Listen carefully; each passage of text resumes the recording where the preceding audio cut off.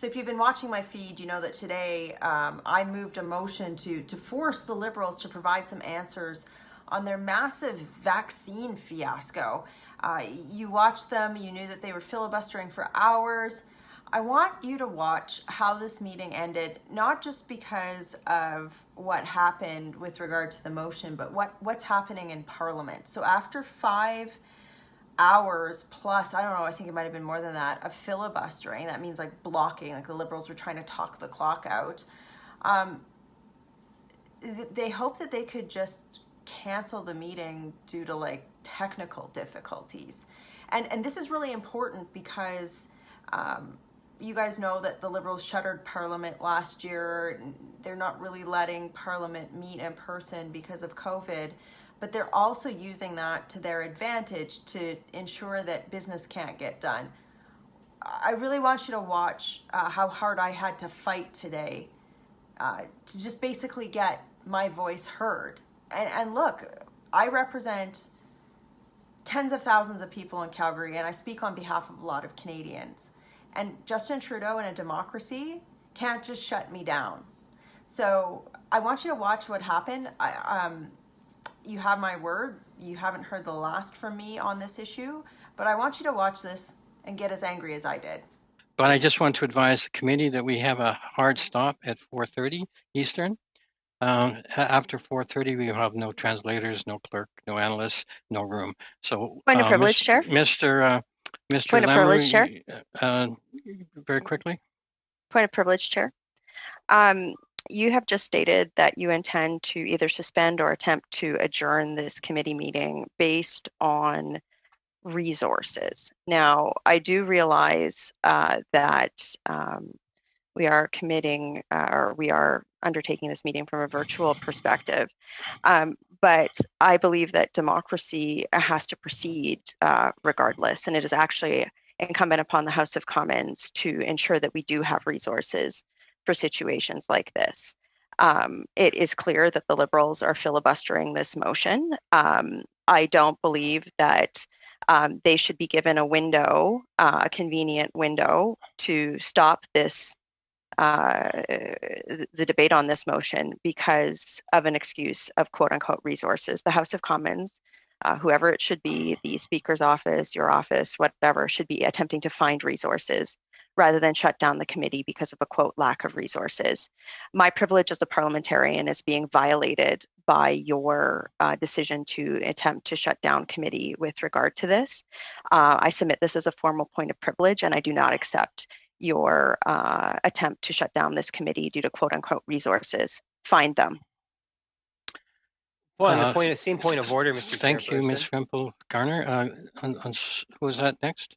On the same point of order, dealing with the member's matter of privilege, I'm wondering if the member is suggesting that if we cannot provide French translation, then we should continue on, because I would strongly advise against that. If we cannot provide French translation, I don't think it would be appropriate to continue. Can she just provide some clarification if she is recommending that we continue, whether or not we can provide translation? No, Mr. Chair, on that point of privilege, what I am saying is that it is a failure of the Chair and the House of Commons to obtain resources for translation during this meeting. To underscore again, the Liberals, including the government House Leader, Mr. Lamoureux, is filibustering this motion. He has not talked about the contracts. It's very clear that the Liberals don't want this motion to pass. The opposition parties are clear that we do. So it is not House resources should be here to ensure that debate can happen. That includes in both official languages. So my privilege is being violated. The members, every member here's privilege is being violated. Of course, we want proceedings to happen per standing orders with regard to translation, but we're a year into this pandemic. The House of Commons has been proceeding virtually for some time, and I do not accept that my privilege should be violated because they can't find, or you or whoever it is can't find translation. This should be something that is accommodated for. I don't believe that Liberal members of Parliament and the government should be able to abrogate democracy with the excuse that they can't find resources. I mean, if the government and the House of Commons can't find resources for a Zoom meeting and translation, how are they going to deliver vaccines for Canadians? Come on. If you, Mr. Chair, I need to finish this. My privilege as a parliamentarian is directly tied to my ability to pass motions or debate motions like this on behalf of my constituents. And the excuse that somehow we don't have resources is not. This is the definition of breach of privilege. This debate must continue. So you need to find resources, Chair. You need to find translators. The clerk should have seen, you should have seen the fact, I'm sure you've been privy to discussions with the center and with other people, that this is a filibuster. So this needs to finish. So I assert that my privilege is being breached as a parliamentarian if you decide to suspend or attempt to adjourn this meeting due to, quote, lack of House resources. And I think most Canadians would agree. We are a year into this. The government has prorogued Parliament. It has done everything possible to stop opposition members from getting answers from this government. And now the Liberals can filibuster this all they want. But I don't think that it is fair. It is a breach of my privilege to allow them to have a break on their filibuster because of, quote, lack of resources. Find translators, find House resources, do it. This is democracy. Get it done. This is my privilege. Well, Matt, thank you, Ms. Rempel-Garner. I'm going to just say that the House resources are a matter of House administration to allocate, and the current situation is a matter of agreement between all the House whips and leaders, and it's really not up to the chair. It's not up to the government how to allocate House resources. If you wish to raise, I'm speaking. Do not interrupt, please. If you wish to raise a point of privilege, the committee cannot deal with points of privilege. You will have to take it up with the House. Point of order, Chair. Actually, the committee has to deal with this point of privilege. It has to deal with it in order to go to the House. If I go to the Speaker to raise this point of privilege, he will say go back to the committee. So I urge you to learn your procedure. So I'm raising a point of privilege, and I urge you to rule on it. Well, no, the chair cannot rule on a point of privilege. The committee can move a motion of privilege, and if the committee passes it, that motion can be passed to the House, and the House can deal with it. But you can also raise your point of privilege directly in the House at the next opportunity. Same point of order. Be that as it may, we are over time. We have no resources. The House administration. We do not have access to this room. We're already minutes over. So the translators... Point of order, Chair. Point of order, Chair. On procedure, you actually have to, according to the standing orders and procedure, you have to decide whether or not you consider this a matter of privilege or not. You have to. And I have raised this. So that is a ruling you need to make today before you attempt to shut down this meeting. Well, Mr. Chairperson, as much as the member Ms. Rempel likes, she doesn't get to dictate the rules of the committee and try to misrepresent your responsibilities. Did I miss the chair election? Did Mr. Lamoureux get elected chair during that exchange? Mr. Chair, please step down. But you know what, Mr. Barrett, as chair, point of order.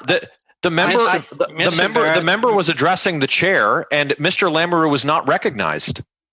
I believe I was recognized. Is it a free for all? No, he wasn't. Mr. Lamoureux had the floor at the outset before I interrupted. And you've been asked to rule on a point on Ms. Rempel-Garner's point. It is my understanding that if the member feels that it's a point of privilege, that she can take it up with the House. I don't think it's a point of privilege at this point for me to deal with. Point of order, Chair. I certainly invite her to. Chair. Do not interrupt me. Point of order, Chair. I will deal with your point of order in due course. It is my view that this is not an infringement on the member's privilege, and I challenge the chair. I challenge the chair on his ruling that this is not a matter of privilege. Ms. Rempel, I will get to your point of order in due course. I challenge the chair that on your ruling. I challenge the chair on your ruling. I hear your challenge, but privilege. You have not the floor you don't have the floor to make the challenge at this point. I just wish to make it clear that this is a matter of House administration. Resources, they make the agreement, or they make arrangements for staff, for rooms, and they've done so with the agreement of the House whips and of the leaders. So So to your point of order, if you wish to appeal my ruling that it is on my point of order, Chair. If you open up your green book on page 1060, if you open up appealed my decision, so let's deal with that first. You asked for my point of order, so let's start with that. So point of order. If you open up your green book, and I encourage you to do that right now, on page 1060, you actually do have the power to do what I'm talking about. You actually have the power and are required to say whether or not you consider it a matter of privilege or not. So since you have done that, I challenge your ruling and I argue that it is a matter of privilege, and I request that the chair's ruling not stand. Okay, we are. The question is, shall the decision of the chair be sustained? Mr. Clerk, I would ask you to take the vote. Mr. Chair, just for clarification, I'm not 100% clear what we're voting on. What is your ruling that is or is not a point of privilege? I have informed the committee that we are out of resources. We have to quit, which means we have to adjourn or suspend. Ms. Rempel has raised that as a matter of privilege, that it's a violation of her privilege to not continue with this debate at this time. I have ruled that it's really not up to us on the committee. It's not up to me as the chair. It's not up to the staff. It is a matter of the House administration that allocates resources and determines what resources are available in conjunction with decisions by the conversations with the whips and House leaders. So I have ruled that in my view, Miss Rempel's matter is not a matter of personal privilege, and she has challenged that ruling. So if you vote yes, you support the chair's decision that it's, in this case, it's not a point of privilege, it's for the committee to deal with. It still leaves it open for Ms. Rempel to raise it in the House as a point of privilege. If you vote no, then you would agree that Ms. Rempel's contention that this is a violation of her privilege stands. So now, is everybody clear on that? Okay, so Mr. Clerk. Well, Mr. Chair, just to that, a few moments ago, I heard you say specifically that it's not up to the government to find resources. So we're getting into debate here. We're getting to debate. We have a motion on a motion to appeal the ruling of the chair. Let us deal with that. Mr. Clerk, if you please take the vote on that. Mr. Fisher? Yes. Mr. Kellaway? Yes. Mr. Long? Yes. Mr. Pawlowski? Yes. Miss Sidhu? Yes. Mr. Barlow? No. Mr. Barrett? Nay, against. Mr. McGuire? No. Miss Rempel Garner? No. Madame Vignola?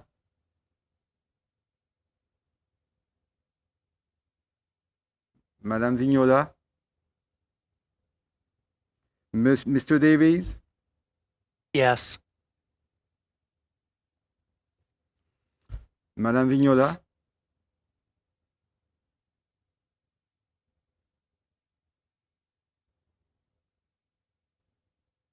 Okay, so 6 yeas, 4 nays. Thank you. The decision of the chair is sustained. And now we really have no choice. We Point are of order, 9 Chair. minutes past. Point of order, Chair. No more points of order. We have no more time. This is unfair. J'aurais aimé ça avoir justement de la traduction parce que j'ai absolument rien eu, j'ai même pas pu voter à cause de ça. C'est insultant, c'est enrageant. I wasn't able to vote because I didn't have interpretation, says Madame Vignola. So it's great to have technology, but I didn't have interpretation. My channel is open, my translation is open, everything's there. So that's twice now that it's happening. I've had it. On the point of order, Madame Vignola, will you tell us which way your vote was, yes or no?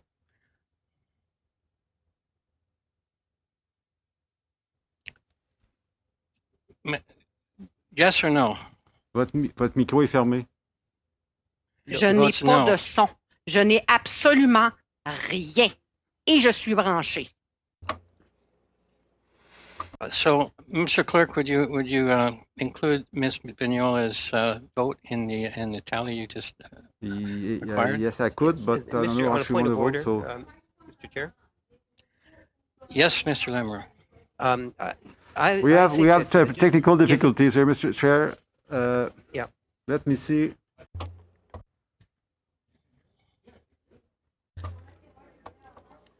This is the interpreter. There seemed to have been a problem with the microphone of the French interpreter, which was not functional. C'est le silence complet. Fait que moi, j'ai rien entendu. So Madame Vignola has voted no. So if you could include her vote in the tally. And Mr. Chair, point of order. I can't understand what Ms. Vignola said because I'm not getting any interpretation of what she said. We have some technical difficulties with interpretation. I am not hearing the interpretation is what Madame Vignola is saying. Now she can hear a voice. Now she can hear a voice. L'interprétation, juste un instant, nous vérifions. J'entends plus. Vous, oui. L'interprète, je vous entends. Est-ce que vous m'entendez, Madame Vignola? Mr. Chair, if you will, I would like to continue on my point of order. Yes, very quickly. We do have to wrap up. Yes. Mr. Chair, you do have the opportunity to suspend the committee if, in fact, you feel that we're not able to provide full services that are necessary in order to have a proper functional committee. And it would appear, just by observing the last 2 minutes, we really do not have the ability at this stage. If the more notice would have been given from the Conservatives of their desire to sit past this time, we might have been able to be better prepared. I don't think the House administration should be blamed, but I do believe it's critical that we have French translation and translation services. So if we do not have it, I would highly recommend that you suspend the committee. On this point of order, Chair? Excuse me, we're getting too far down the rabbit hole here. Well, you acknowledge the Liberal male speaking on a point of order. I would like to be acknowledged on the same point of order. Can we just kind of get things straightened away on this vote? So, Mr. Clerk, if you would incorporate Ms. Vignola's vote in the tally and Madame Vignola, est-ce que votre vote en faveur ou non?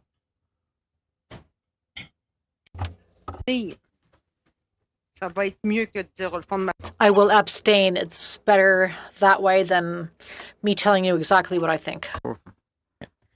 So, yeah. If I remember the tally before, that means that's no change to the tally. The chair's decision is sustained. And Ms. Rempel Garner, please go ahead quickly. Mr. Chair, you cannot just adjourn a meeting. A meeting can only end by implied or explicit consent. A chair's decision or lack of resources is not a reason to end a meeting. And this type of a situation, Madame Vignola is absolutely right. We should have translation, but a Liberal filibuster, democracy doesn't get just run along the Liberal government's timeline. Of course, the opposition is going to put forward motions to compel the government to give information. Of course, we're going to do that. And there should be resources for Parliament to continue. If there aren't resources to do this, then this isn't working and we can't continue this way. This is a violation of privilege. Madame Vignola just had to abstain on a vote because she couldn't get interpretation. And that is a failure on the behalf of the House of Commons. I don't, as a member of Parliament, have to give anybody notice of the extension of a debate or a point of order. This is an absolute breach of privilege. And I'm just reminding you, even though the government house, a deputy house leader might be trying to suggest that something happened, that a committee only ends by consent, not by a lack of resources. A lack of resources is not approved meeting. You're wrong, Michelle. Mr. Chair, I'm being heckled by the House Leader at this point. So I think that this is a huge problem. This is something that has not been addressed and needs to be addressed. It is not my fault as a parliamentarian because the Liberals decided to filibuster a motion that could have been dealt with 5 hours ago. They could have voted yes or no, right? But they want to filibuster it to get to this point, which is they wanted to filibuster it to the point where there were no translators so that Madame Vignola couldn't hear and couldn't vote. And that is an abrogation of democracy, and it is a breach of my privilege. It should be brought up in the House, and shame on you for not agreeing to it. We're stuck in the middle of the pandemic. We're being asked to deal with this, like these resources, and then you're not providing them. This is the definition of a breach of privilege, and this absolutely should be raised in the House between translation or whatever. It shouldn't be, oh, well, I just have to bring in Kevin Lamoureux to talk the clock so that Rempel's motion can't get through. That is an abrogation of democracy, and I cannot believe that this is happening right now. So thank you, Ms. Rempel-Garner. Mr. Chair, if I may speak to the point of order. Sure. Okay. So I'm really conflicted on this. Having sort of considered Ms. Rempel-Garner's point, in theory, I think she's right. If there's a filibuster going on, then the filibuster continues until there are no speakers to be put up. And I'm troubled by the fact that during the vote and during the debate leading up to the vote, we did not have translation, which in my opinion abrogates the vote. Ms. Vignola has the right to, you just said it yourself earlier, the right to contemporaneous translation. I don't even know at what point she didn't have translation during it. So we were conducting a vote without having official simultaneous translation, and Ms. Vignola indicated that. Why I'm troubled by this is because we are operating in a strange time right now, which is from the very beginning. The reason I voted the way I did was it's been my understanding from the beginning of this meeting that we would be out of technical support at 4:30 Eastern. So, but when I think about it, Ms. Rempel-Garner is correct that if there are still people who are willing to speak at this point and there's no motion to adjourn that has passed by a majority, the meeting continues. And I think it's right. So I'm troubled by the vote because I don't think it was validly taken, and I'd like to hear from the clerk, if I could, as to when is it appropriate to end the meeting in the case where we have gone over time and we have speakers who are still wishing to speak. There is no motion to adjourn on the table. Is it a valid reason to stop the meeting because we have the current translators who are going to leave or the technical support isn't there? Because I regret my vote because I think Ms. Rempel-Garner's position is correct. Thank you, Mr. Davies. So once again, it's a matter of the House administration to allocate staff and resources. It's agreed to by the House leaders. It's been agreed to by the whips. It's not up to me. Ms. Rempel-Garner can certainly raise this with in the chamber as a point of privilege. Absolutely. You're right that the chair cannot just arbitrarily adjourn the meeting. If it seems to be a consensus, the chair can do so, or otherwise there needs to be an adjournment in order to adjourn a motion of adjournment. And failing that, the chair will have to suspend. And that is, in fact, what I must do because we're already 20 minutes past the time when all the interpreters and staff are supposed to leave. So I think it's not fair to them. The meeting is now Point of order, Chair. Point of order, Chair. Point of order, Chair. The meeting is suspended. Point of order, Chair. The meeting is suspended.